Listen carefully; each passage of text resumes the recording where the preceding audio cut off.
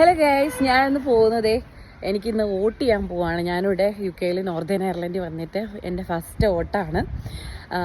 നമുക്ക് ജനാധിപത്യ രീതിയിലുള്ള വോട്ടിംഗ് സിസ്റ്റമൊക്കെ ഇവിടെ ഉണ്ട്. ആദ്യമായിട്ടാണ് ഇവിടെ വോട്ട് ചെയ്യാൻ പോകുന്നത്. അപ്പം നാട്ടിലെ പോലെയാണോ ഇവിടുത്തെ സിസ്റ്റവും കാര്യങ്ങളൊന്നും എനിക്ക് എങ്ങനെയാണെന്ന് അറിയില്ല.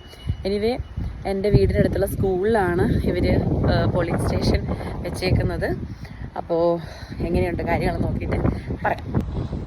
വെയിൽ പോളിംഗ് സ്റ്റേഷൻ ഇതാണ്. അപ്പം എങ്ങനെയാണ് ഇതിൻ്റെ സിസ്റ്റവും കാര്യങ്ങളൊക്കെ നമുക്ക് നോക്കാം കേട്ടോ.